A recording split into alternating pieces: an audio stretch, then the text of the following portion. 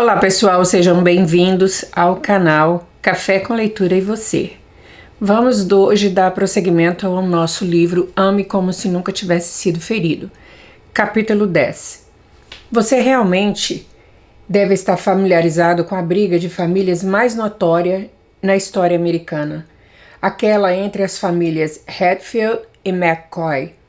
Começando no século XIX e continuando por gerações, esses dois clãs estavam em guerra um com o outro. Um total de 18 membros da família morreram durante o conflito violento, às vezes. Diz que o sangue ruim eclodiu em 1878 por causa de um porco roubado. O caso acabou indo para o tribunal e os Hatfield venceram.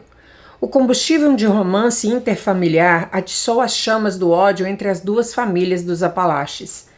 Os assassinatos inevitáveis ocorreram em ambos os lados e, como consequência, a disputa chegou à Suprema Corte dos Estados Unidos em 1888.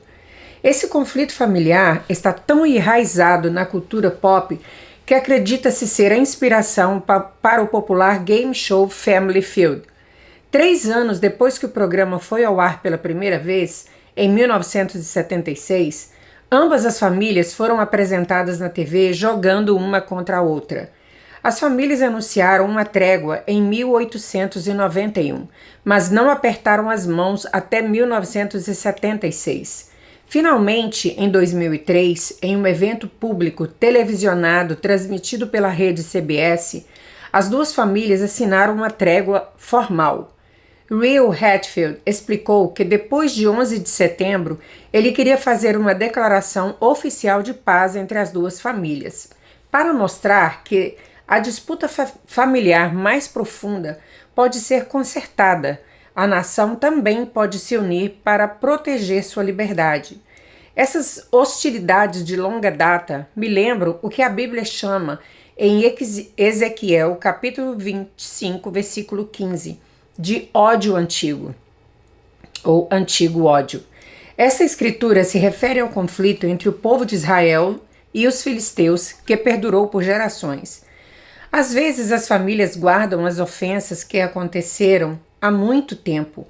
Eles esquecem porque ainda estão loucos. Tudo que eles podem pensar é: minha avó os odiava, minha mãe os odiava, então eu os odeio. Velho ódio. Definitivamente não é como aprendemos a amar, mas como nunca nos machucamos. Uma família divina. Deus está no negócio de abençoar as famílias. Ele tem um propósito para eles. Ele tem um plano para eles. Ele quer usá-los. Se os ecos de portas batendo e vozes gritando estão soando em seus ouvidos, essas verdades podem ser difíceis de ler. Ainda assim, eles são verdadeiros. Família traz problemas, ele traz desafios, traz crise. Isso traz mágoa. No entanto, a família ainda é o plano de Deus e sua ideia. O diabo quer destruir nossas famílias, e ele trabalhará em todos os ângulos e em todos os cantos para que isso aconteça. Deus está chamando você para liderar sua família no amor e pelo amor. Rezar, faça a coisa certa. Ore. Em nenhum outro lugar desta vida você encontrará maior satisfação e amor do que no coração da sua família. Vale a pena perseguir e lutar pela família. Não desista de seus entes queridos. Vá atrás deles, com o mesmo amor, graça e misericórdia com que Deus o persegue. Minha esposa é empreiteira geral. Ela constrói casas, incluindo a que vivemos hoje.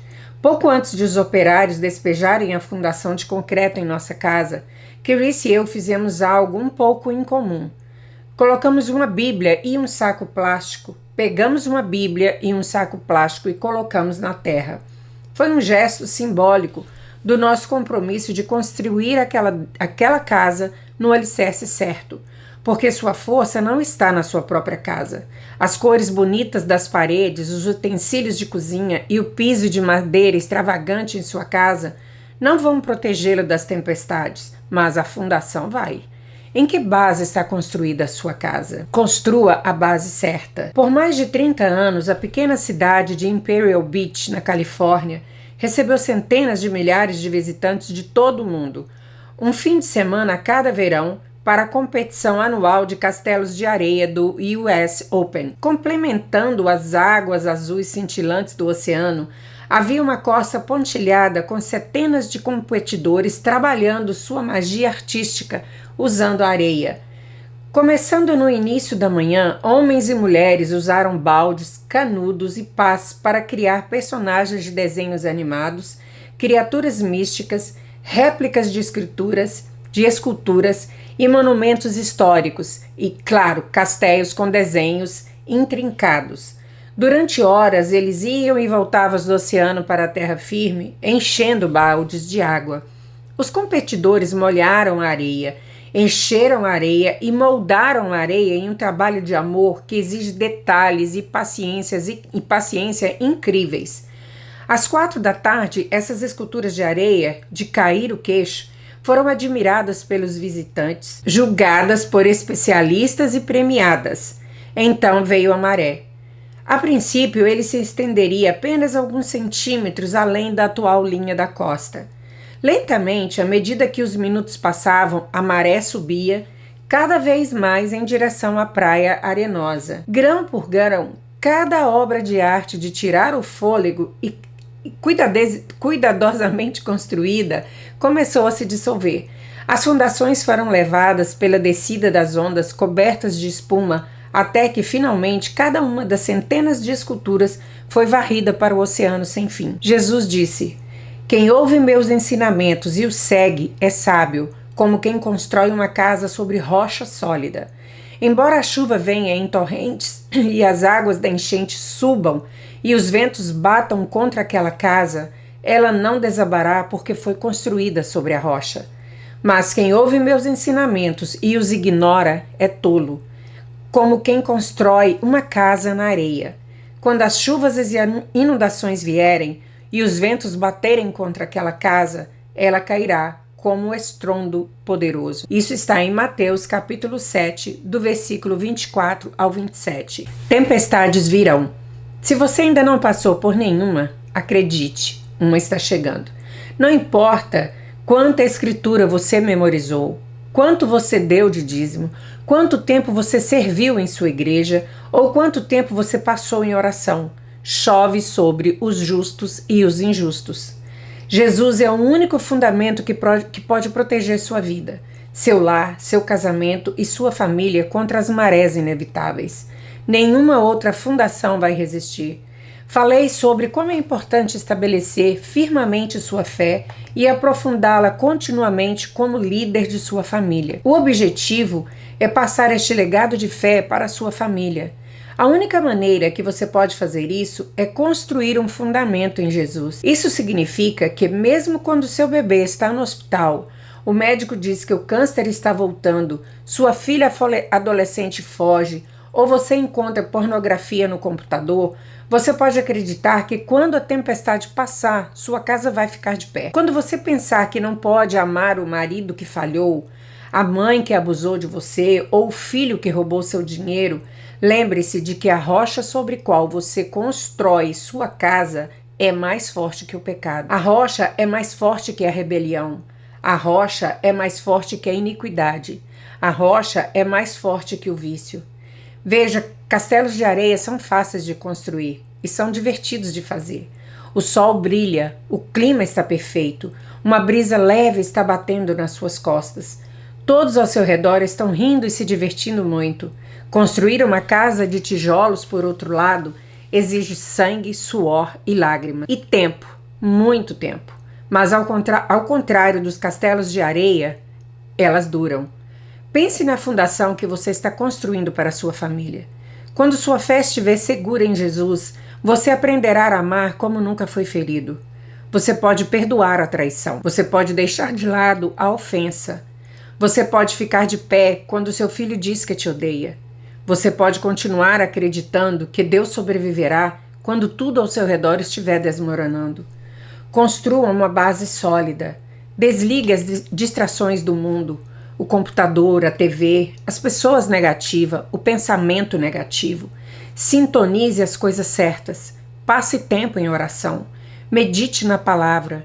Permita que o Espírito Santo fale e se mova em sua vida.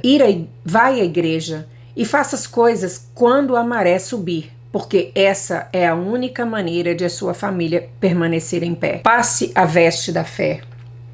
O livro de Êxodo oferece instruções sobre os sumos sacerdotes de Israel. Fique comigo enquanto descompacto isso um pouco. Em seguida, pegue as vestes e vista Arão com a túnica, enquanto o éfode e o peitoral, cingindo-os com o éfode com os cós bordados.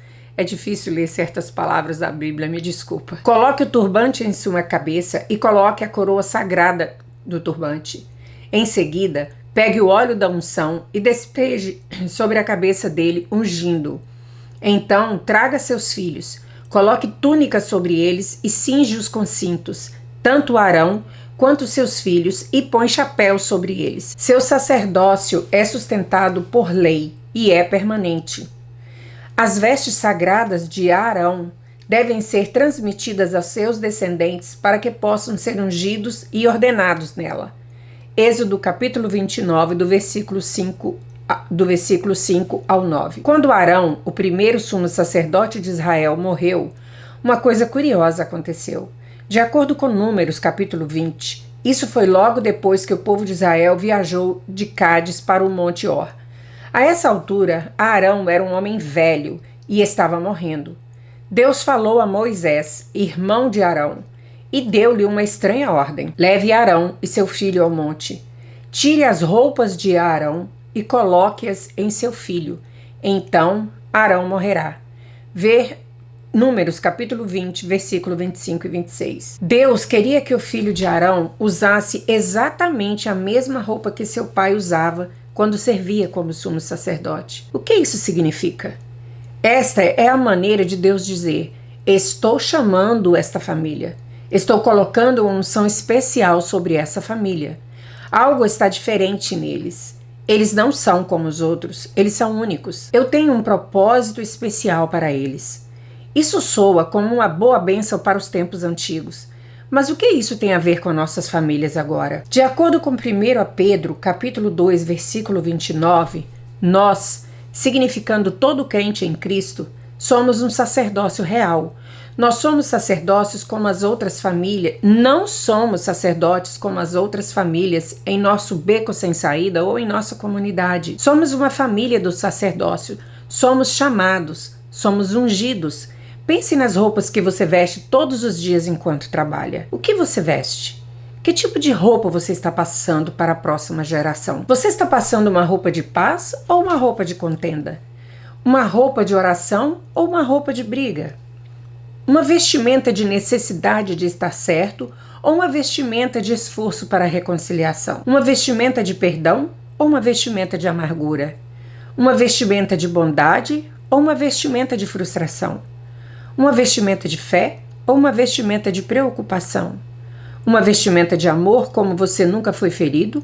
Ou uma vestimenta de ressentimento por toda a dor que você suportou? Passaremos aos nossos filhos apenas o que vestimos, não o que professamos. Posso dizer que Jesus é a prioridade da minha vida. Mas se minha família nunca me vê usando essa prioridade de segunda a sábado, então não importa. Eu não vou passar adiante o que eu disse. Eu só vou passar adiante o que eu visto. Parece que as verdadeiras cores e a profundidade de nossa fé e caráter são reveladas em tempos difíceis. Arrisco-me a dizer que só nessas estações vemos claramente que roupa vestimos. O que acontece quando recebemos o tímido telefonema, quando estamos procurando a caneta para assinar os papéis do divórcio, quando a tomografia mostra que o câncer espalhou, quando o abuso acontece, quando a injustiça acontece? Pense no que você está passando para a sua família e para seus filhos, e até para os filhos dos seus filhos, durante esses momentos de crise. Você está modelando o poder da fé para os seus filhos ao buscar a Deus, ou você se despedaça e corre para toda e qualquer fonte secular em busca de paz. Se você está lendo isso agora e não está feliz com a roupa que está vestindo, não desanime. Você pode se sentir um fracasso porque sua família está passando por uma crise. Você pode sentir vontade de desistir.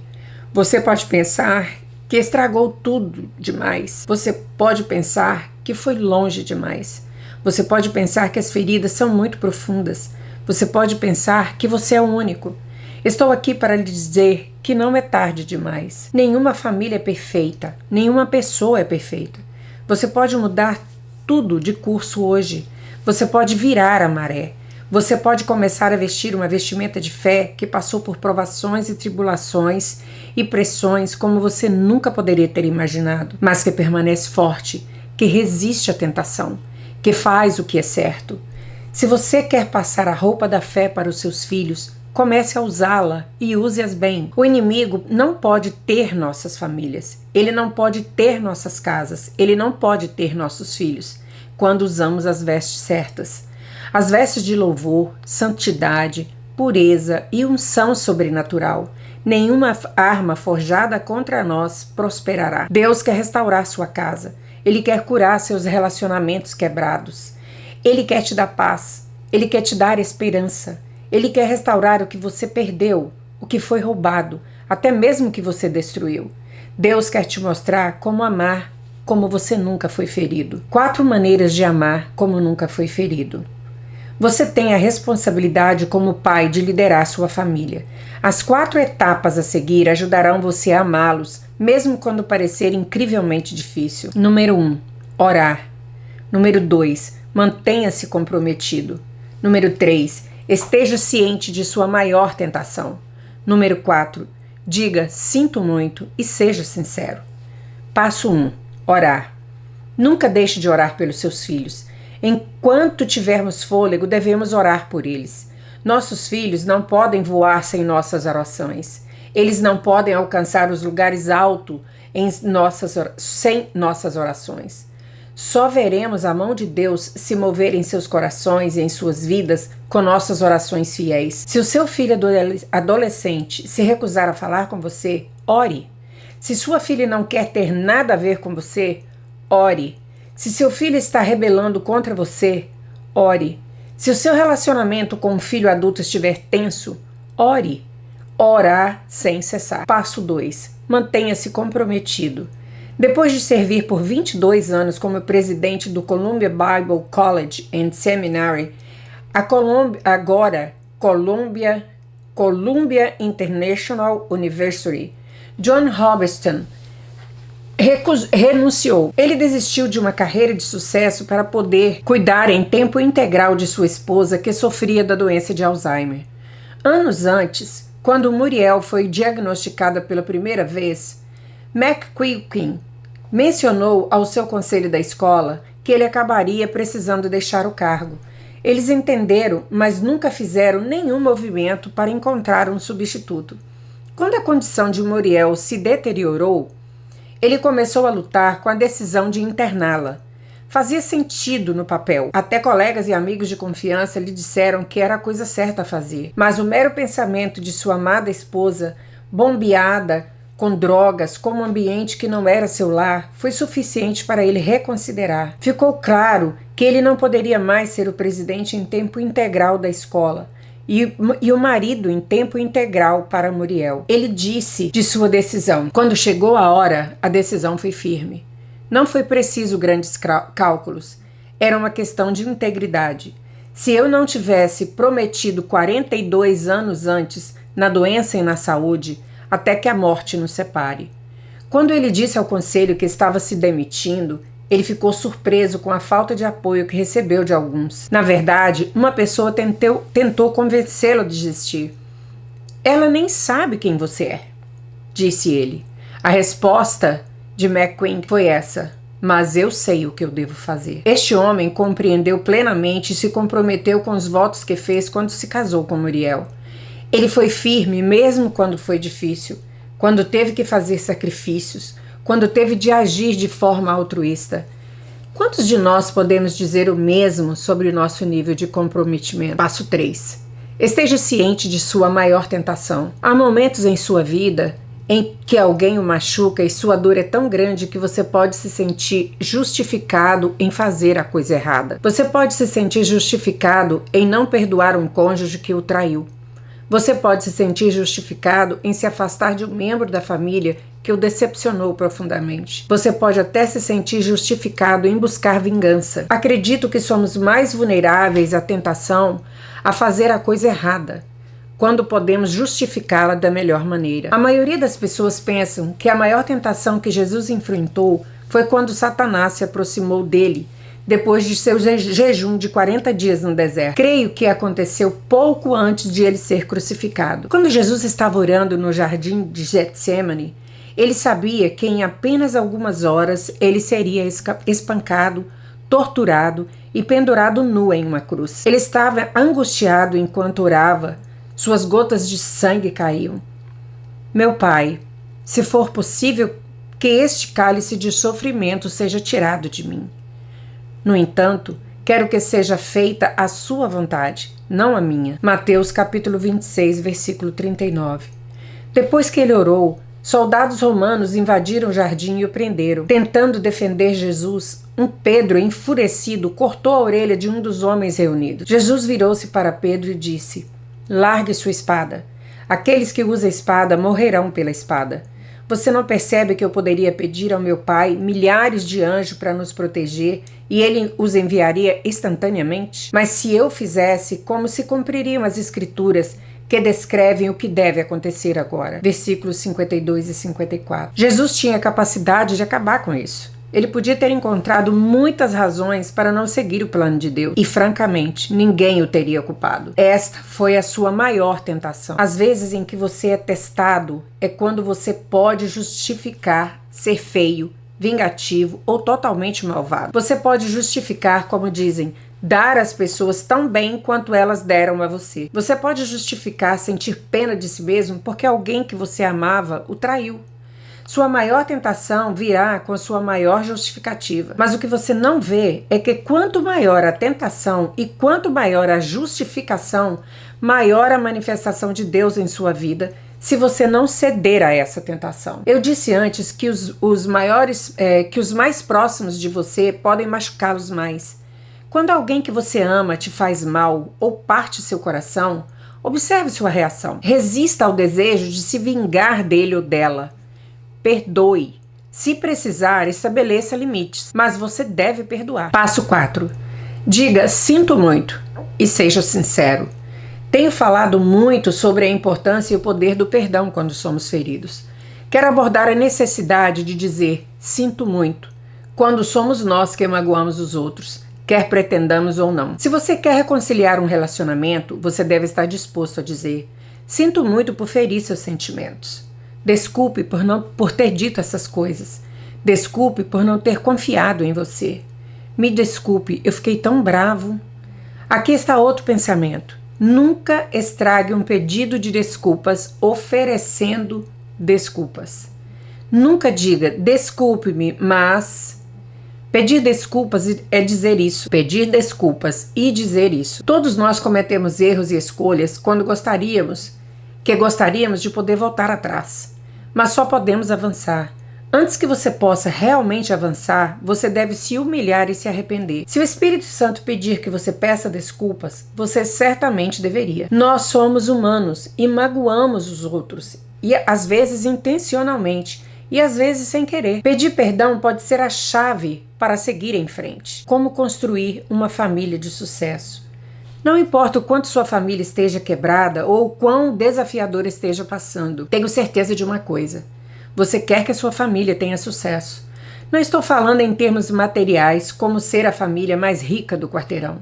Estou falando sobre a construção de uma família que serve a Deus, na qual cada indivíduo anda em sua unção e propósito únicos. Muitas famílias fracassam porque aprendemos a ter igreja na igreja. E quando voltamos para casa, deixamos Deus na igreja. Tudo o que temos em nossa casa é uma casa. Se queremos construir e reconstruir nossas famílias, nos tempos em que vivemos, temos que colocar a igreja de volta em nossa casa. Isso requer equilíbrio.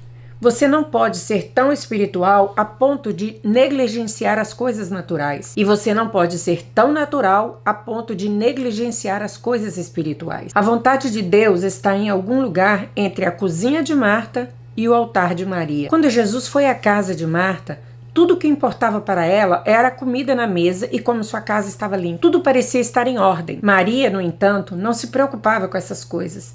Em vez de pôr a mesa, ela se ajoelhou, derramou óleo nos pés de Jesus e o adorou. Precisamos tanto do espiritual quanto do natural sob o mesmo teto. Aqui estão algumas coisas que aprendi sendo casado por 30 anos, no momento em que escrevo, e sendo pai de 5 filhos. Eu sei que é o choro do coração de cada um de vocês, pais, ver sua família ter sucesso. 1.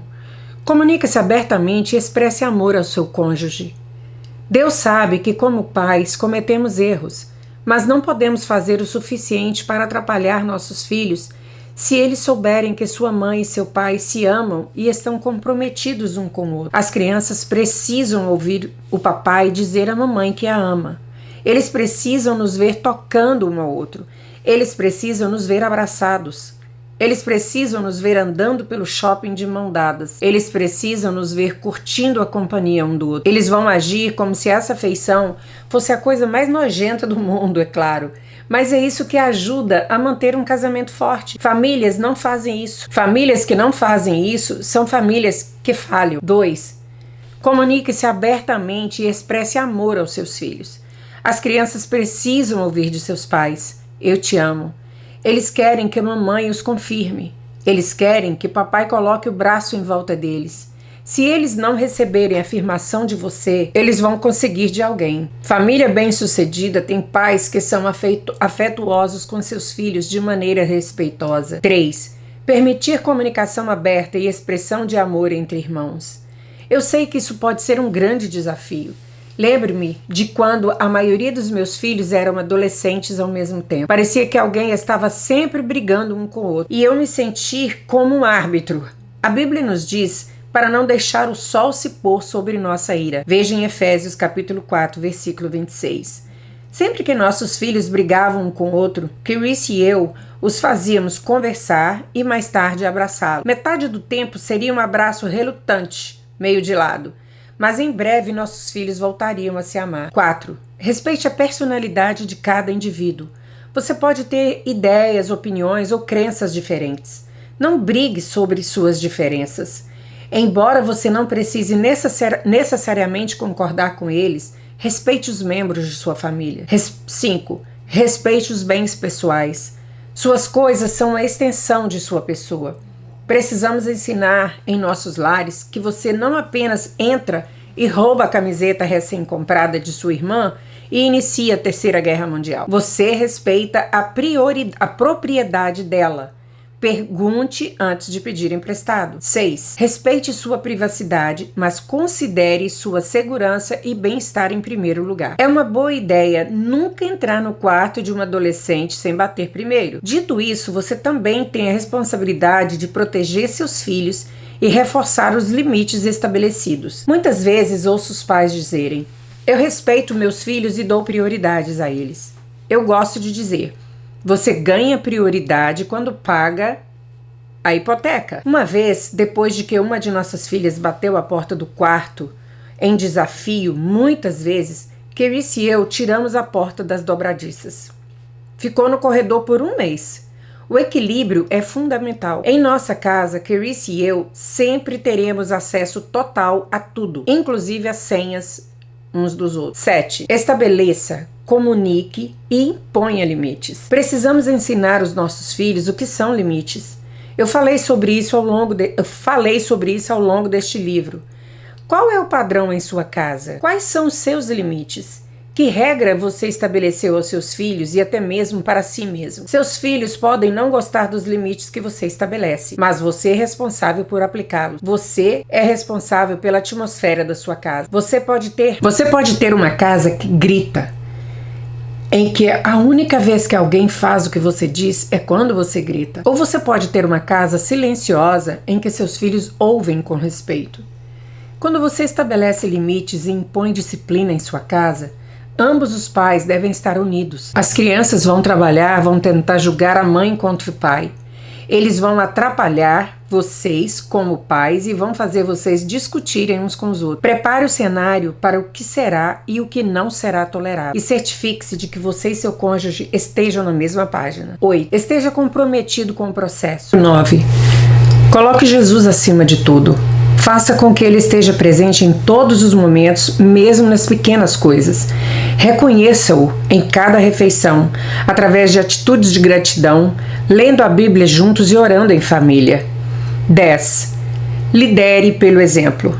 Ensinamos através de nossos filhos, ensinamos através do que nossos filhos nos veem fazer na vida real. Meus filhos aprenderam sobre o perdão quando me veem fazendo besteira e pedem perdão. Jacó o passou para seus filhos e você pode passá-lo para os seus. Gênesis capítulo 48, versículo 9, nos diz que quando José apresentou seus 2 filhos nascidos no Egito a Jacó, Jacó disse: traga-os para perto de mim, para que eu possa abençoá-los. Você não precisa de $1 milhão ou uma lista impressionante de realizações para conceder uma herança e bênção a seus filhos.